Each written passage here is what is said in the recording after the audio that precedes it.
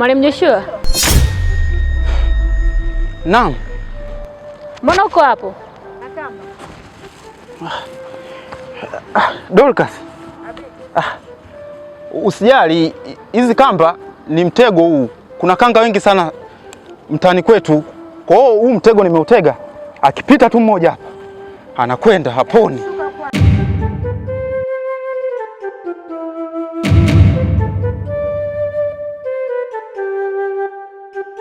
Mshuka kwanza, maana upo hatarishi sana.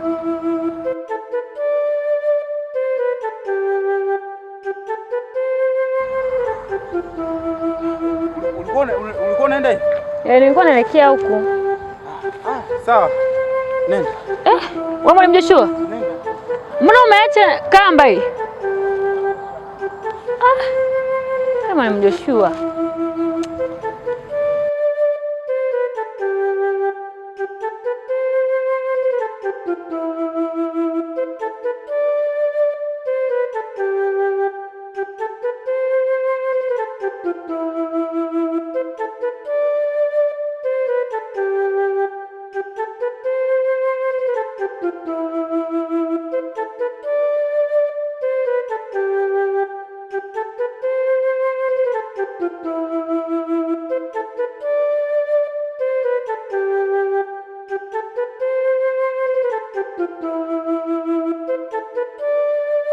Blaza, samani blaza.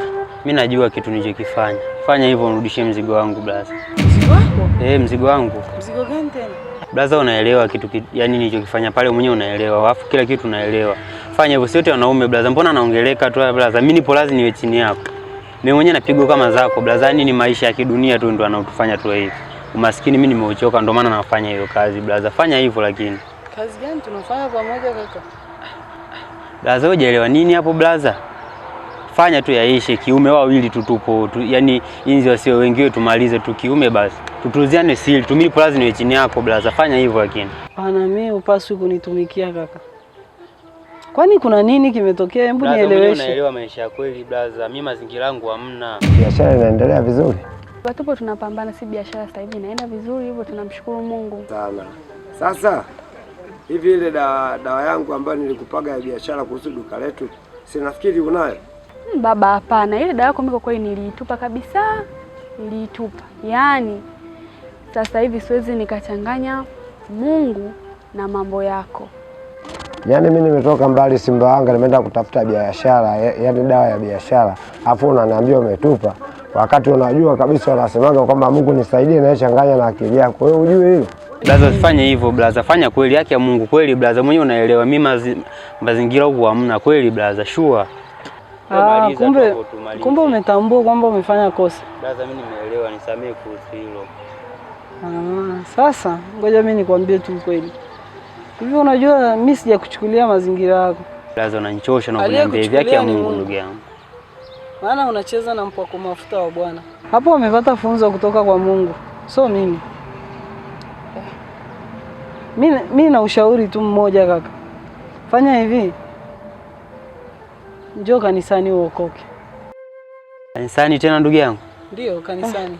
Na usipofanya hivyo. Habari yangu mimi. Hapana baba. Sasa hivi mimi namwamini Mungu. Nikipata sawa, nikikosa sawa. Sasa hivi kaa tu hapo dukani, au sio mteja hata mmoja asipokuja, au sio useme Mungu nisaidie nirushie ugali utoke juu. Wewe utasema mwenyewe. Mungu anatoa. Yaani ukimwamini Mungu, ukimwomba Mungu, yaani anakutendea tu mambo makubwa baba. Hebu muamini. Sasa sikiza nikwambie kitu mwanangu. Mimi nasema hivi. Mimi nataka dawa yangu. Nakupa siku moja tu na dawa yangu niikute. Na nisipoikuta na wewe nisikukute. Sawa Sina mengi ya kuongea na wewe.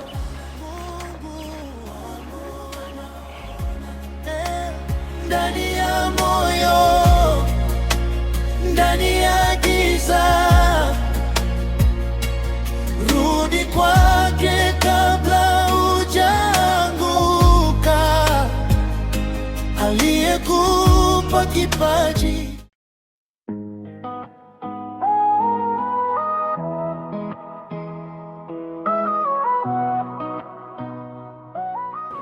Unajua mimi sielewi. Ulivyoniambia pale nikalale makabrini, nilienda kweli nikalala, ila niliwaona wanaume wawili. Dada, ngoja nikuelekeze kitu. Unajua ulikosea masharti makubwa sana. Mimi nilikwambia ulale usiku na mchana. Nilale usiku na mchana? Ndo masharti sasa hayo. Wewe unataka mwanaume mzuri. Mimi nilikuwa naenda nalala pale asubuhi, nikitoka naenda kunywa chai, mchana tena narudi nalala, naenda tena kula, jioni tena narudi nalala, narudi tena nyumbani kulala. Silali mimi mpaka asubuhi. Hapo hivi ulikosea kidogo tu. Nilikwambia ulale usiku na mchana makabrini. Yaani usiku kucha? Usiku kucha. Yule mwanaume anayetaka kunioa ni mchawi au manake nini? Mimi nilikwambia hivi, nataka mwanaume mwenye hela, sio mwanga baba. Mbona unakuwa kama unanidhulumu hivi yani? Nakuwa sikuelewi. Shida ni moja, ni hivi. Yaani mimi bwana nilikuwa nataka ushauri wako. Ushauri kuhusu nini?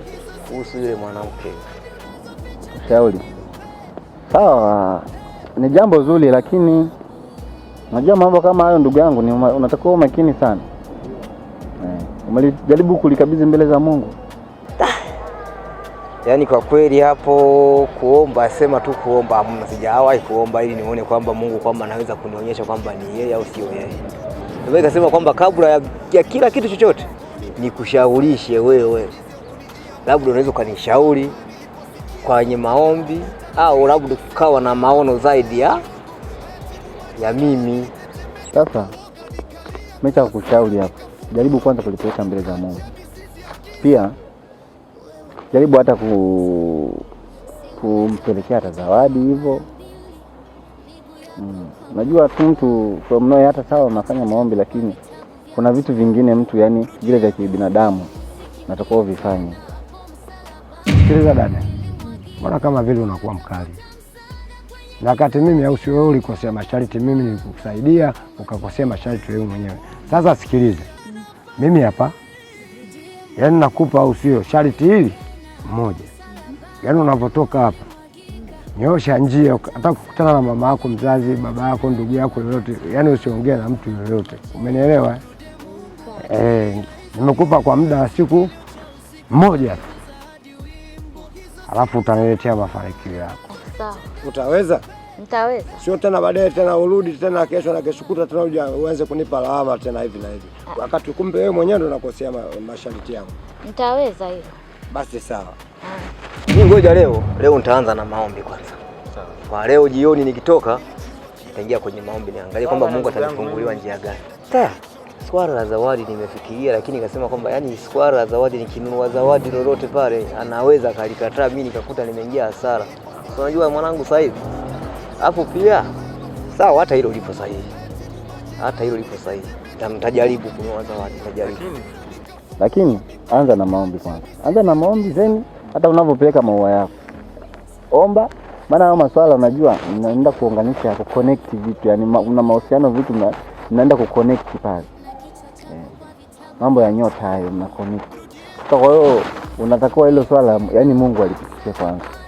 Jaribu kupuuzia maombi.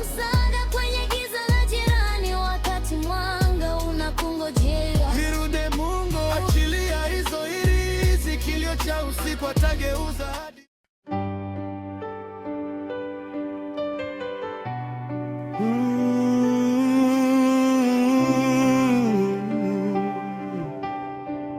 Yeah. Church girl anenda kansan kwa ibada.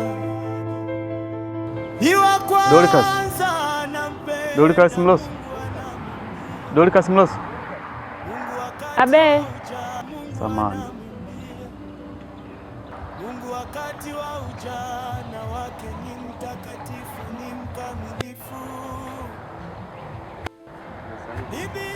Salama, shikamoo. Mwanangu, jambo. Jambo. Pole. Pole?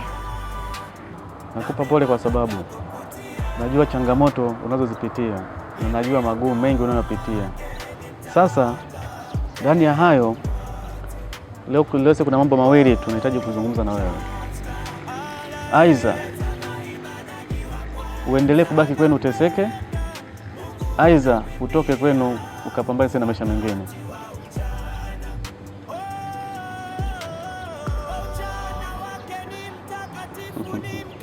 Sasa Dorcas, hapa mimi ni missionary, ni mtu wa kusaidia mahitaji mbalimbali kwa watu wenye uhitaji, na hapa mimi nimeona sasa nikufungulie duka. Mama, sio kufungulia duka kwa ajili yako, kwa sababu nilivyoangalia changamoto zako nikaona kwamba duka inakufaa, ndio maana nilipaswa nikufungulia duka hapa.